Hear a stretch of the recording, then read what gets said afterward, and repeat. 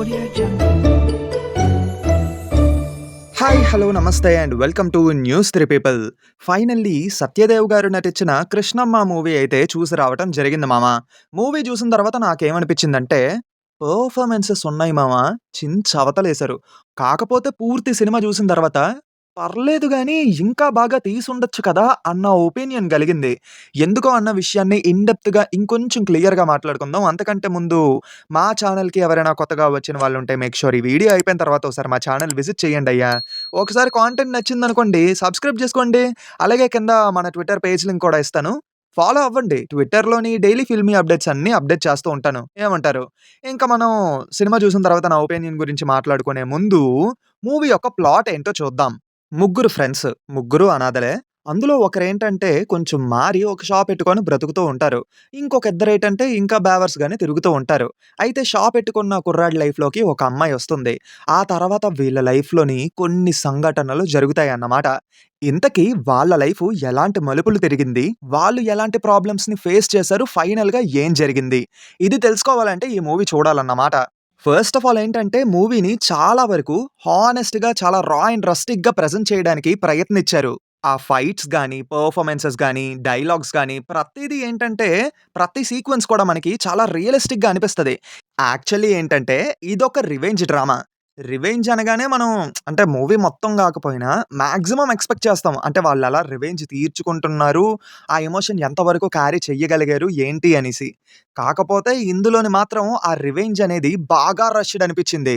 First హాఫ్‌లో ఏంటంటే mostly డ్రామాని establish చేసే ప్రయత్నం జేశారు. ఆడియన్స్‌కి ఆ ఎమోషన్ కనెక్ట్ చేయాలని చెప్పి అన్నమాట.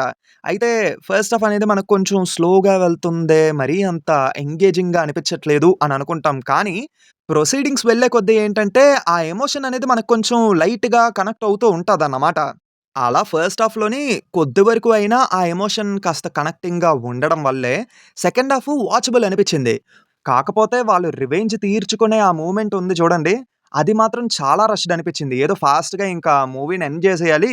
ఒకరి తర్వాత ఒకరిని చంపుకుంటూ పోవాలి అని చెప్పేసి ఫట్ ఫట్ ఫట్ ఫట్‌లా ఆడిచ్చేస్తారు.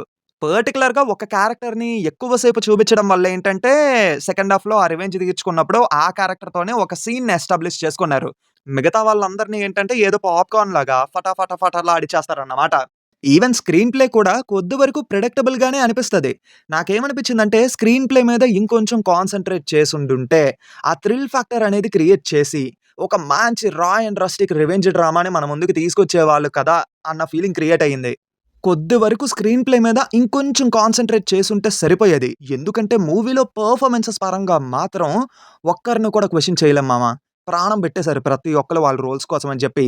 మేజర్‌గా 'సత్యదేవ్' గారు, అలాగే మనకి 'మంగళవారం' మూవీలోని బ్లైండ్ రోల్ చేశారు కదా! ఆయన పేరు నాకు కరెక్ట్‌గా ఐడియా రావట్లేదు.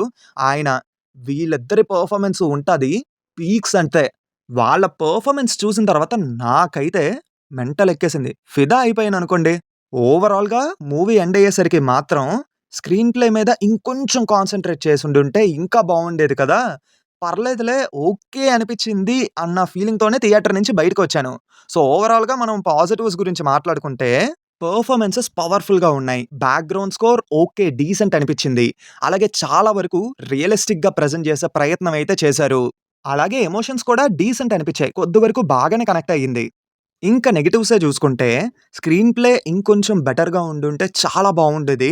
అలాగే చాలా చోట్ల కొంచెం స్లోగా వెళ్తున్న ఫీలింగయితే క్రియేట్ అయ్యింది. అండ్ ఇది రివెంజ్ డ్రామా కాబట్టి, రివెంజ్ తీర్చుకునే ఆ ప్యాటర్న్ కూడా కొంచెం రష్‌డ్ అనిపిచ్చింది. ఆ క్లైమాక్స్ అదంతాన. ఓవరాల్‌గా ఇప్పుడు సినిమాకి వెళ్ళొచ్చా అంటే, వితౌట్ ఎక్స్‌పెక్టేషన్స్ ఒకసారి ఈజీగా ట్రై చేయొచ్చు ఈ మూవీని.